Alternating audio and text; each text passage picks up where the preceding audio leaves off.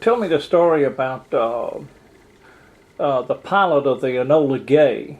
Oh, I did Lucy's hair. I did his wife's hair. Oh, really? Yes, I did her. I did her hair. She was there. You know, that meant Francis Street. Yes, it was Francis Street. And this was the main street there, and this was a 4-apartment house that we were in, and on the corner, Miss Brown, Lucy's name was Brown, and she and her little boy, what was his name? What was the man's name that flew the plane? I'm drawing a blank. Tibbets. Paul Tibbets. Tibbets, that's correct. All right. And so I'd been doing Lucy's hair, and what she would do is she'd have an appointment at 8:30 because she worked at the dry cleaner down the street, 2 doors down from me. And so she would come, and we would walk through the driveway there at the apartment house, and through the alley, and to the back street of where the beauty shop was and where the dry cleaner was. And I'd go to the beauty shop, and she'd go to the dry cleaner, So and her little boy, we had only out in front was some lawn, and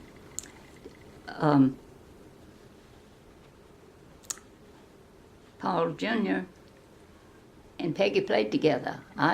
Peggy had some pictures. I gave her the pictures. I made some pictures of them playing together. There was 3 of the boys, the little Moon boy, and Tibbetts boy, and Peggy all played together. And I just never thought anything about it. I didn't even know who the man was that was flying the plane. And the first happened was I was at the shop, and the man at the dry cleaner place, I've forgotten his name now, he called on the phone up there. He said, "Ann, come down here quick, Lucy's fainted." So, of course, I put down what I was doing and went down there, and I walked in and I said, "Lucy, what's wrong?" She opened her eyes and she said, "That was Paul." And the man at the cleaner, he said, somebody called her, I didn't know who it was, and said when she answered the phone, she said, "No, I can't go. Paul Jr.'s sick, and I just can't." And she said, "Oh, this isn't Pop, this is Paul." And she hadn't seen him in a year. She didn't know where he was. She thought he was in England. That's where she thought he was. That's what she told me. She said, "I thought he was in England." And all of her letters had been coming from England, And that's when he was on that training for that flight, preparation for that flight. He and the men were together, and they were out here in Texas, where they were. And but we didn't know that. And so she left them. She got ready and left and went to Miami. That's where Pop was, and took the boy down there. And that's the vacation she had with him, and that's when she got pregnant with her second child. And then the next thing it was on Sunday morning. That's when they dropped that bomb.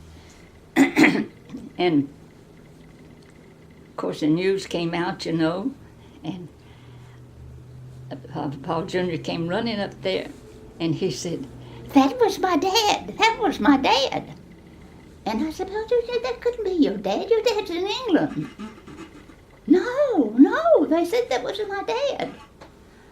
So that's how we knew that somebody had dropped the bomb, and that's who it was. And Lucy left then. He was sent back to some place, I don't know where, for about 2 or 3 months of training. I mean, rehabilitation, I maybe call it. After dropping that bomb, they said it did him so bad. I didn't know. Have you ever read that his plane was in the center? They didn't know what that bomb was going to do. They had no idea of what it was going to do.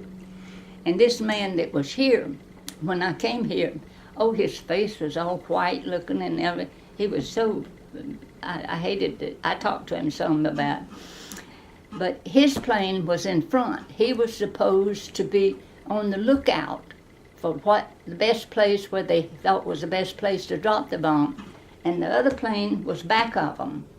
And they were supposed to make pictures of the damage that was done. That's what they did. They made the pictures ahead of them, and they dropped the bomb, and they made the pictures behind them. Did you ever know that? I've never heard that. Well, that's what they told all of us there. And he named the plane the Enola Gay. Was after his mother? It was named for his mother. His mother was a gay. His mother was from out from Moultrie also. His mother, yeah. Oh, really? Yeah. His mother was from... Enola Gay, and his mother was a gay. Some of the gays from, I don't know, somewhere out from Funston like. Related to some of them is what I understood. Well, I'd never heard that. But that was his mother, Enola Gay. Now he and Lucy separated. They had already been having some trouble. All I understood from her was that they were living in some kind of a barracks. They were in a place that they were not got to, or they would not get out, could not get out and go very much. It was kind of a secluded place, was where they were. And that was when during the time they were taking some of the training. And she and Paul Jr. were with them then. And then they would go off and they'd be gone so long, and there was not any place she could go to, anything much she could do. And I think they were kind of having some trouble. She never did exactly say, but I think they did. And then when she came and stayed in Moultrie, Columbus that time, during that time. She stayed there, and that's when I knew it was all during the time he was going through that training. And he was in Miami that day he called her when she fainted at the cleaners. He was in Miami, but they would not let him go back to Columbus. But that's as close as they would let him get. And so he called her to come down there, but he couldn't tell her who he was. He couldn't tell her. And so she recognized his voice then, but he couldn't answer after that. He didn't answer because she said he couldn't say who he was. There was so much privacy about that trip. It was almost not heard of. Did you hear much about it?